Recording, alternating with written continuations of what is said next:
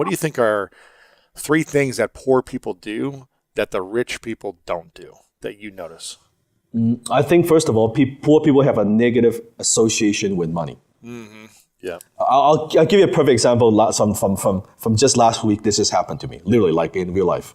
I was driving, my wife driving the Bentley, right, to downtown, passed through a not so good neighborhood, kind of like, it's called Hastings in Vancouver, kind of like the hood, okay? Because we're going to Chinatown. We stop at the red light. There's one guy that came to my car, spit on my car. No way. On the Bentley. Yep, on the window, right? And then gave me the finger. Wow. And then walk away. So you didn't say anything. You didn't do anything. You didn't. It was just that. It's just a car, right? So you would see a lot of people. They think, they say, I want more money. Hey, Louis, I want to have more success. I want to have more wealth. But deep down, actually, they have a negative association with money. Because I always do this exercise with my students. So imagine this. Imagine you're walking down the street. You hear this loud engine sound, right? And then you see a black Lamborghini just shoom, drives by, right? What's the first thing that comes to your mind? Now, most people would say, oh, he's an asshole. Like, what a if it's a woman, oh, she's a gold digger. Or if it's this young person, oh, this probably from, the daddy's money. Like all this stuff, like they can go through this very, very quickly. All the negative stuff, right? And then a small percentage would be, oh, that might be an entrepreneur, right? That may be actually a father of 3, right? That he's a hard-working entrepreneur. He's been working hard, and this is a little treat that he gives for himself, and he only drives it, maybe on the weekends. That never comes to mind. It's all the negative that comes to mind, right? So I would say that negative association with money, consciously or subconsciously, they don't even know it. Yeah, when you resent someone with money or you resent money, why would money come to you? Or people with money. Right. Why would you be surrounded by people who have money, or why would you attract more wealth into your life if you're resenting it, right? Yeah, no. So it's like so that's the first thing is poor people have negative association with money. The second one is they don't talk about money. Gosh, I say this all the time, man. Tell me more. Yeah, they avoid conversations. Like it's like a taboo subject. Oh, why you talk about money all the time? Like, oh, we don't talk about. It's like we don't talk about that at dinner table. You don't have conversation with your kids about money. You don't have conversation with the spouse about money. It's somehow a bad thing, right? It's like this. And think of money. The best way to describe this is think of money as a person in your life. Treat money as a person. So imagine if you think about. We don't talk about that person. We don't talk about you. And in fact, I think you're the root of all evil. Ooh. I think you are greedy. I think you're not that important to me. Well, do you think this person would stay around? I don't think so. Like they would be like, I don't want to be around. But money is not that important. Money doesn't grow on trees. Oh, there are other more important things than money, like all this stuff, right? Then money is not going to stick around. So if you think of it that way, but on the other hand, if you talk about money, you cherish money, not to be a slave of money. That's not what I'm talking about. I'm talking about, hey, I value you. I value money.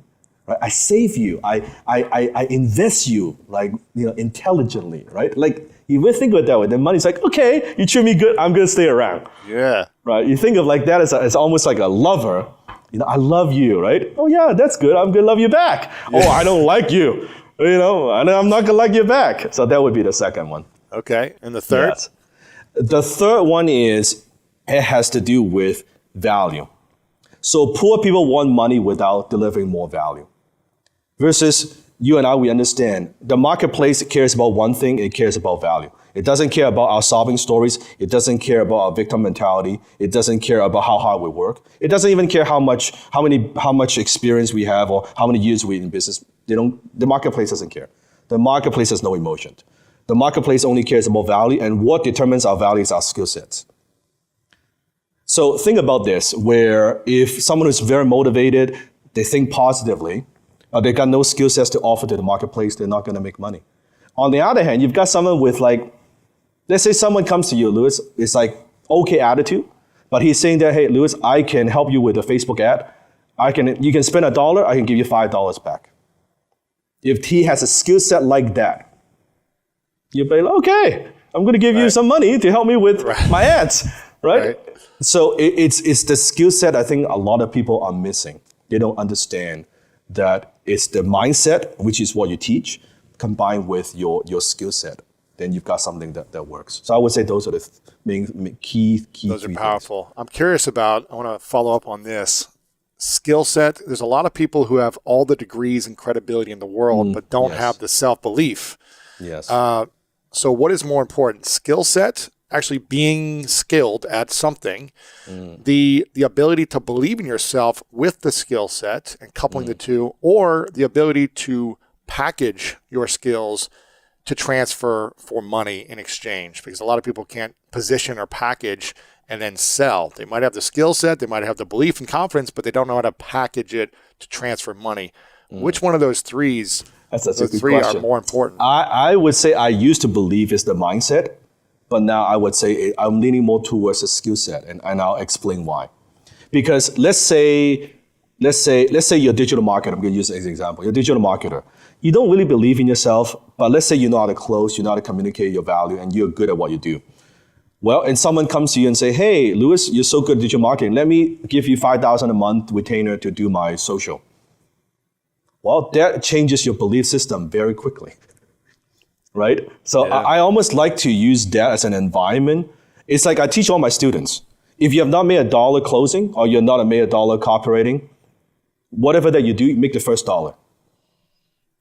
You make the first $1. That's the best feeling, that first $1, man. That first $1, man. It's like podcast. Oh, you've never made $1, any money from podcast, just make the first $1.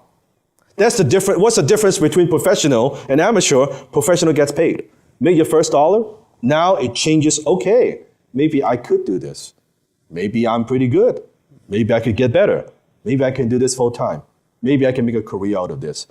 It's easier to use the environment to shift our beliefs than try to change it just within ourselves. That's what I believe it. Like our environment is infinitely more powerful than our willpower. Way more powerful. Our environment in what way? If you want to get fit, hang around with people who are fit. You will eat better. You will want to exercise. If you don't smoke, you hang around with all your friends are smokers, guarantee you will smoke. You don't do drugs, you hang around with people who do drugs, you do drugs. We can't help but influence by the environment. So I say, why not put ourselves in an environment that is supportive of our goals? I'm very, very careful with that, very careful. Yeah, and I say the same thing. This idea of entrepreneurship has been a sexy, word and idea, especially in the last 5 years with social media and everyone kind of flashing this lifestyle. Gary Vee, talking about it a lot and everything.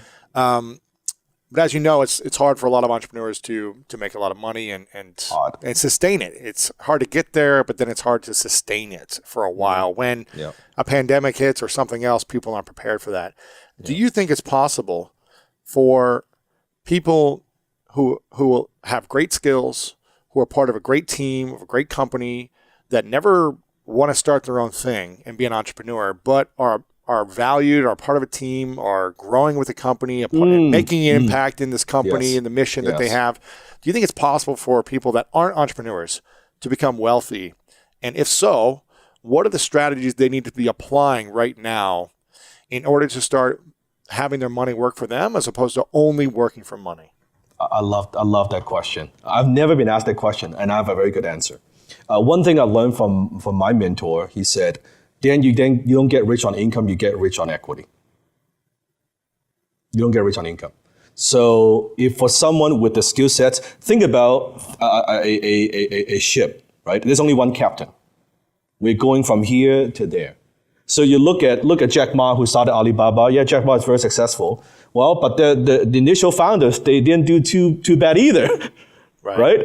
So you have the people who maybe you are the founding members, the founding team with a startup that is going places with the right visionary, with the right founder and CEO, which, by the way, that's also, I think, only certain people fit that profile. That's what I believe in. Okay, that's what I believe in. And I learned that through Culture Index, which is like a survey that people take to see what personality that fits. So only certain people are fit for their CEO profiles.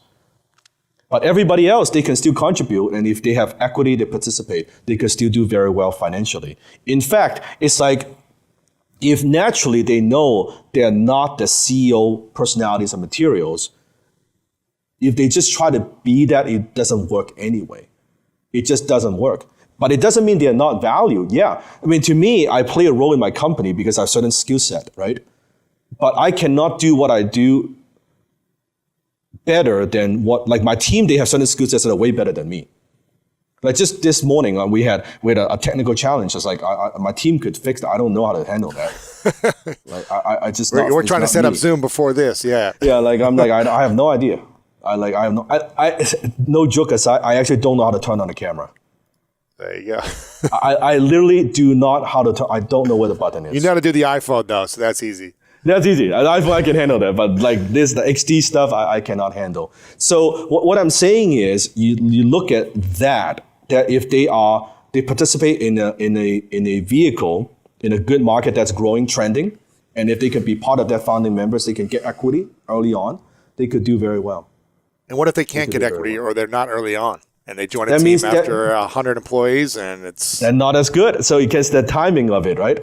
The timing of it is you want it to be too early, higher risk, too late, then you don't get as much upside. And also depends on your skill set, right? What's the skill set you bring to the table? But they could do very well. It's called entrepreneurship, right? Mm-hmm. Entrepreneurship, yeah. And what are some things that people could do if they say, oh, that's not me, but I'm making a good salary and I'm going to be making more money? What could I be doing with my money so that it earns me more? What would you suggest? Every one of us needs to be an investor. Doesn't matter how we make the money. I teach a concept called the wealth triangle, right? Which is kind of got 3 parts. The first part is what I call high income skills. And I define high income skills as skills that could make you more than $10,000 a month. Okay? $10,000 a month.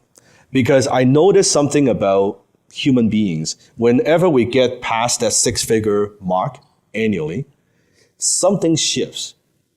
That I rarely see someone go past 6-figure and go back to 50,000 a year. It becomes a new comfort. It's a very once you know how to get there, you could stay there. It becomes it's a fascinating thing to see. So I think that $10,000 a month, $120,000 a year, high income skills, and then the second part is what I call a scalable business. A scalable business, not just any business, but a business that is scalable, such as a software business, an influencer business, or e-com business, a scalable business. And then you have what I call high return investments. And I define high return investments as investments that would give you a 10% return year in and year out, 10% return or more. So you look at this wealth triangle. Now, here's the thing. If you have high income skills, you're already earning income. Your scalable business gives you profits, and your high return investment builds your net worth, right? Wealthy people talk about net worth. They don't talk about income, right? They talk about net worth. So you look at this. Now, let me ask you this question, Louis. If someone who is like, I'm making $30,000 a year, I want to get into some real estate stuff. You're like, do you have a high income skill? Put into it, yeah. Yeah. Do you have high income skills? No. Do you have a scalable business? No. I want to buy some properties with no money down. Kind of risky, right? Because if you follow this, the first thing you got to focus on is increase your income, meaning develop skill sets that the marketplace would value. Do that first. Now, with a scalable business, you can start one, or you can also invest in one. It doesn't always mean you have to start one. So you can invest in one that throws off profits, and then you've got your high return investments. See, when we come to high return investments, it's about the preservation of the capital. It's not about getting the maximum return. We don't need it to get 50%. I just want 10%. Because I'm making money with these two things. Right. You just don't want that sitting in a bank and not making anything. That's right. So now the return of capital, of investment, not just on investment, now you're making more income, you're becoming more valuable. Hopefully your income increases every year. Your profit goes up. You take extra cash, you put in high return investments, gives you more peace of mind. Then this is same wealth triangle goes $1 million, 10 million, 100 million is exactly the same. Yeah. It's exactly the same. If you're looking at a 21-year-old, 25-year-old who's about to get started in whatever, a job, Yes. an entrepreneurship endeavor, and you're looking at them and you have a 20-minute conversation with them, what would you say is the number one sign that they would be successful? What would they have to embody, talk about, not talk about,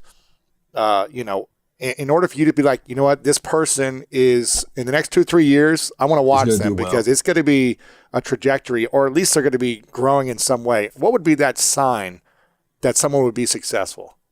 Someone who has the obsession to learn. Because I remember many years ago, I was attending a 2-day workshop on digital marketing. Right? At the time, it's funny, don't laugh at me, but it was a workshop and the instructor was teaching how to do pop-up on a website.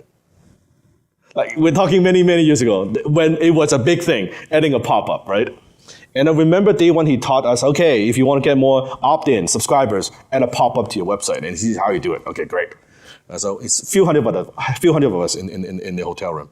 So then I went back to the hotel room and I talked to my coding guy. I said, okay, let's add this piece of code. We'll capture more opt-in on the website. Great, right?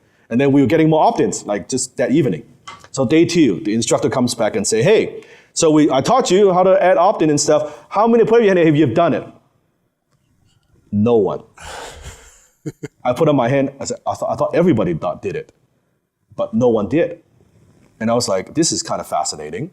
Right? And then I said, yeah, it actually works. We added the power yesterday, we get more subscribers, it's awesome. And that's when I learned something about myself that I'm very eager to learn, I'm very eager to execute. Very eager to execute.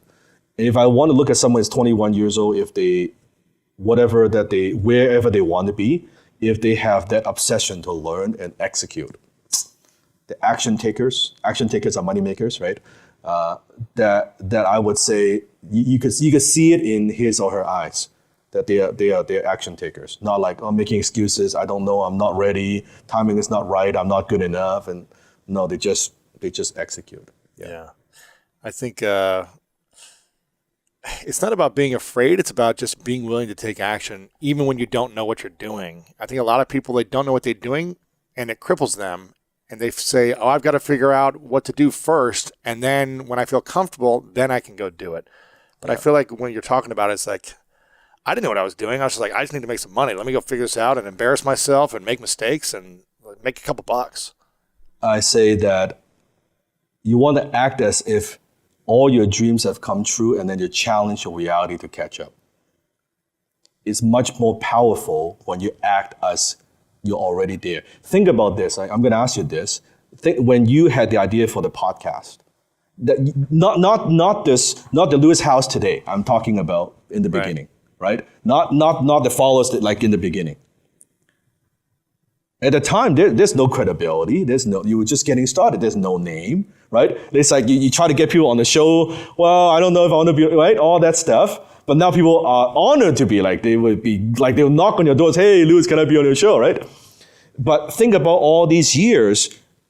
In the very beginning, at least from my observation, and correct me if this is wrong, I saw that you were already acting as, hey, you know what? I'm a brand. Right? My show is going to have tens of millions, hundreds of millions of downloads. Absolutely.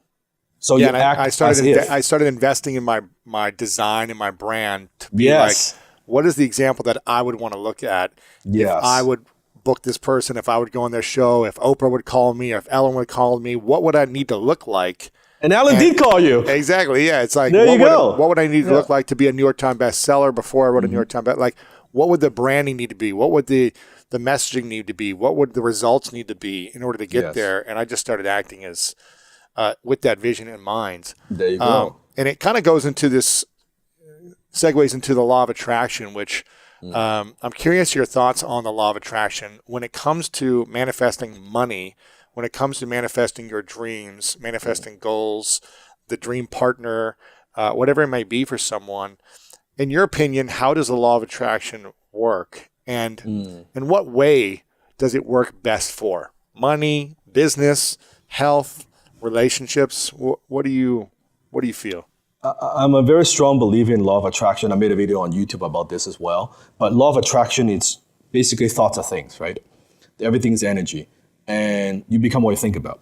Essentially, that's what it means. But that's just one of the laws. You have law of gravity, you have laws of cause and effect. I think whatever we do, we need to learn and understand these other laws exist. Law of action. So it's not just law of attraction. It's like you're trying to do a math equation, you only know a plus. But there's minus, there's the equal sign, there's a lot of things that bracket. There are a lot of things you could use to make an equation work. But I only know a plus sign. So when it's like when you've got a hammer, everything looks like a nail, right? And people just utilize that, and they don't look at everything else. So I believe in it. I believe in having the vision board, but also believe in having other things like where you think about even the law of realism. Right? Even the law of cause and effect, all these things. So yes, I believe in it, but it's just think of it's like 1 or 2% of the equation. What you have to do to become unshakable is the metaphor I use is turn the snake into the rope, meaning we all know the story. It's the middle of the night. You're walking through the yard or someplace and you see a snake and you're freaked out. You pull back, you come in the morning and it's a rope. Once you know it's a rope, you're never afraid again. Yeah.